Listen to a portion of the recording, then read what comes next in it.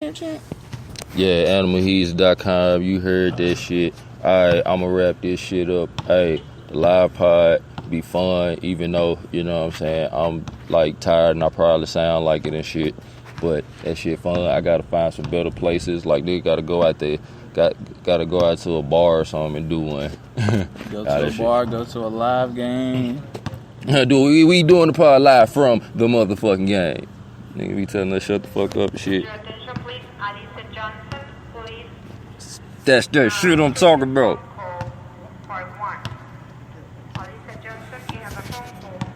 But I be hearing people talk about like these players, like when I hear like Charles Barkley talking shit, niggas say that these players these days is like underdeveloped and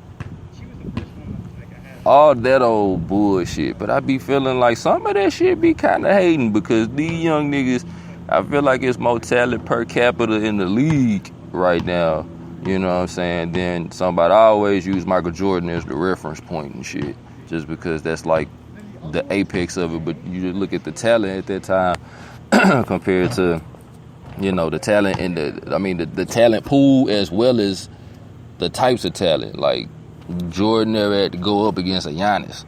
I ain't saying he wouldn't have dunked on Giannis, but you know what I'm saying, right? Giannis would have gave it back to his ass. The game itself is more developed, and the league is differentiating. Obviously, when you got analytics and sabermetrics happening in basketball, oh shit, break your calculators out. That weren't happening back then. It was just more of a, you know, we the Pistons, we finna play some real tough and rough D, and everybody finna have the same mentality.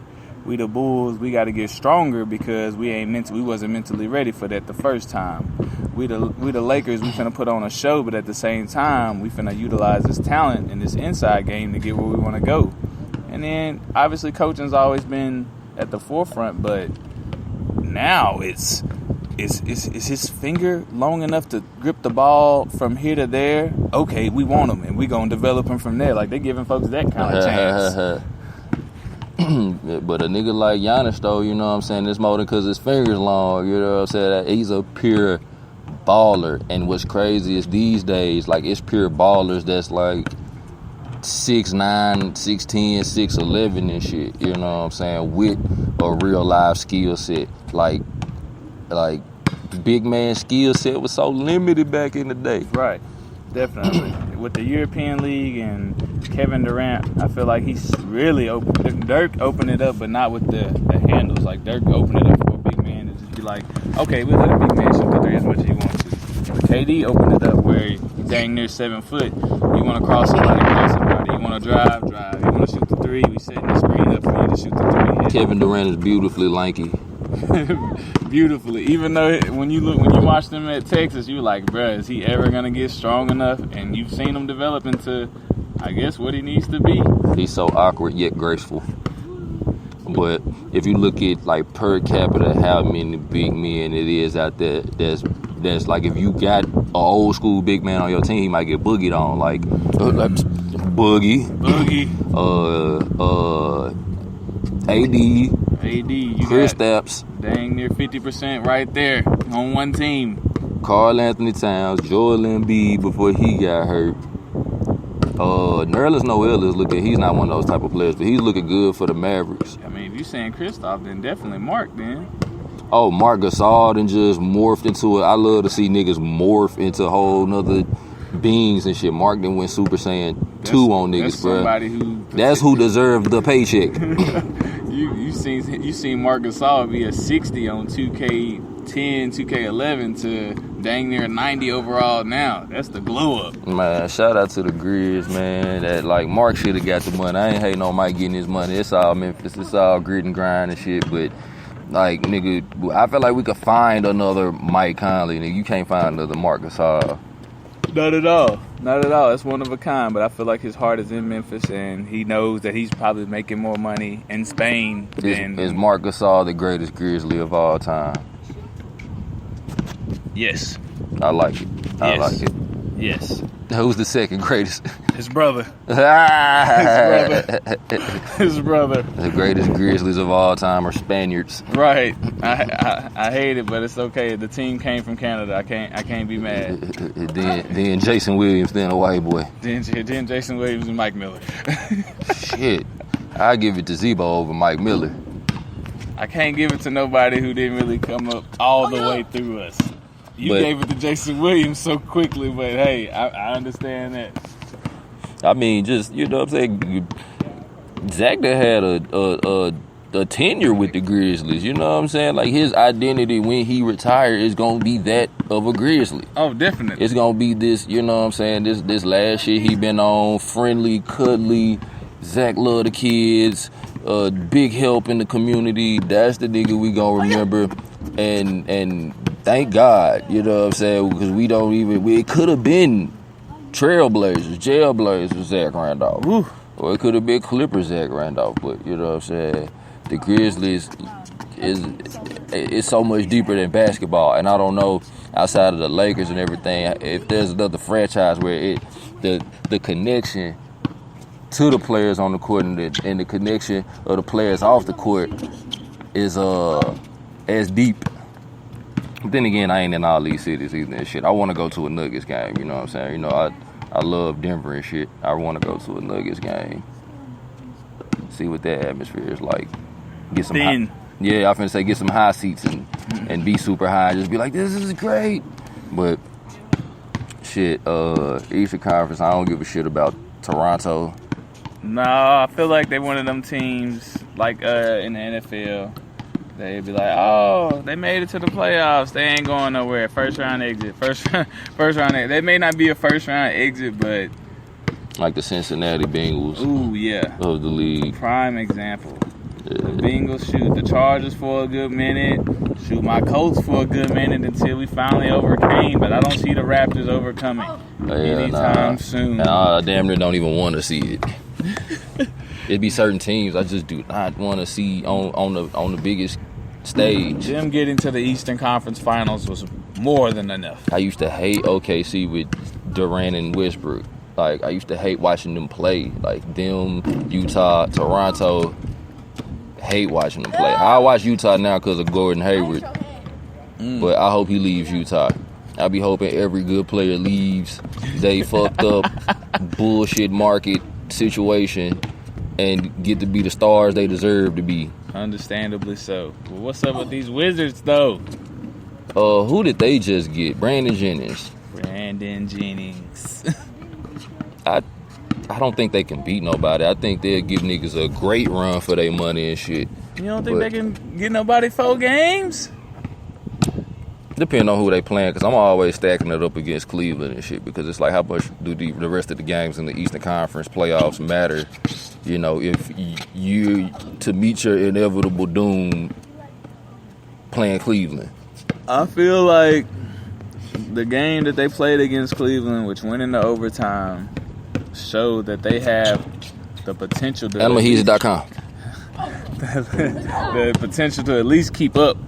So that should give, you know what I'm saying, every other team some worry. You know, John Wall against Isaiah Thomas, I want to see that. I want to see that all game. I want to see Avery Bradley try to handle Bradley Beal all game. Bradley versus Bradley. Shoo. So, and then they basically got the same team on the inside as far as I'm concerned. Some players. So, that's going to be the matchup I want to see out the East. More so than anything. I mean, if anybody gives the Cavs one loss, big whoop. I mean, as long as they don't have any injuries, I don't see anybody stopping the Cavs. Mm-hmm. Barring no major injury. I feel like they could have an injury and they will not meet a challenge to the Western Conference. I mean, to the finals. Even if Kyrie go out again. If Kyrie go out, it's all good. Like, if Kevin Love go out, it's kind of not as good, but it's all good. That means Bron just going to go off and do his Tom Brady thing where he just sets himself up for the narrative. Like Tom Brady and LeBron got to be the narrative gods. They do. You know they what do. I'm saying? Sports Center's like, I'm ready to talk about these. If they ain't there, what are we talking about? Or their performance, it just ends up being like tacked on to their narrative so tough. Like Rondo doesn't get that same respect, that same narrative love and shit. Like No. they destroying this nigga now, bruh. And he used to, like, I pulled up clips. I started to do the Rondo tape, which I still might put that out. It'll be live on YouTube, you know what I'm saying? Available exclusively through YouTube. I have it ready. But I had a clip on there that was like, Magic Johnson describes Rajon Rondo as the best point guard in the NBA. But what makes him so great? It was like a sports science clip. And it was like he went from the best point guard in the league to, you know what I'm saying, you can't have him on the team. He's useless today. How many useless players is it today? Man, stop shitting on that nigga, man. Like, Jeremy Lin is a starting point guard in the league. Woo. Like, and we all know that number 9 is better than Lin. You know what I'm saying? And then and he suffers from so much of the fucked up narrative. They be like, you can't have a player on your team like him that can't shoot in today's offensive NBA. It's like, he couldn't shoot in Boston. Like, I done see this nigga jumper improve every destination he went to. Most definitely. That jumper has, I ain't saying it's wet, but it's most definitely improved greatly. He could hit that motherfucker when you leave him wide open. Best believe. You ain't letting that go no more. Hey, trust me, that's a weapon. Y'all could be like, oh, he got to be wide open. Nigga, that's a weapon. Like, you don't respect it. You stuck on the narrative. You give him all that space, and he could hit that motherfucker. So, nigga, I want to see him.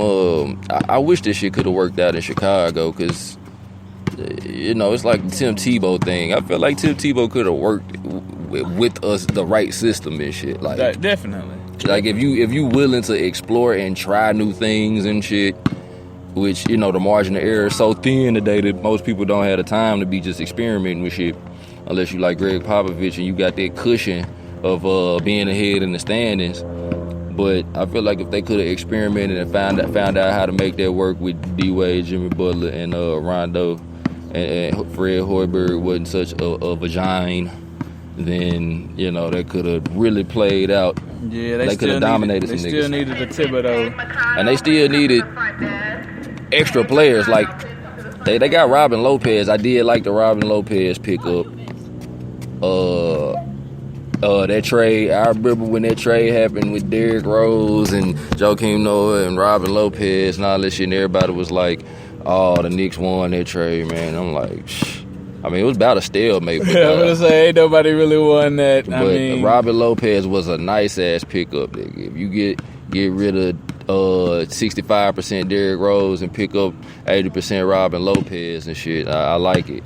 They got Cameron Payne out in Chicago now. Yeah. I have never seen that nigga do shit. Like, finna develop though. I hope so. I ain't never seen that nigga do shit but dance, bro. Like his dance moves.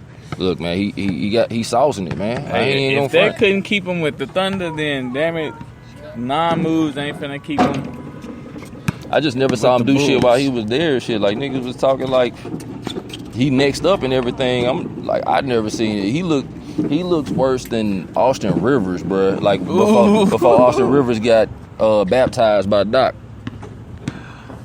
Like, Austin Rivers was like, he looks worse than him, bro. So I really want to see him develop. Like, is he from Memphis or something? He's definitely from the M. Okay, I was wondering why niggas was showing that nigga like so much love and shit. That's why. Yeah, which I'm all for it. That's why I want to see him develop. You know what I'm saying? But let's keep it real, bro. I'm just talking about the sports that I'm watching, bro.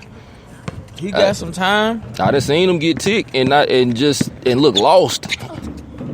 This game is a little different for him. Back when he was with the Racers, he was free to play. Like, he looked like he'll run Patterson. He'll run the blue courts out here and shit. The blue courts, but when he get out there in the NBA, he look like everybody. He's unmatched. He's mismatched like, everybody. Have you learned nothing but dance moves from Russell Westbrook? Cause you damn near, you sure ain't picked up no game from him, or at least it didn't look like it. But God bless that nigga in I got 3rd day sick. God bless that nigga in Chicago. But yeah, so okay, you get the rollout, you get the wrap up this time. Hey man, at the gander, you know what I'm saying? We out here with Bread since he gonna drop the rest.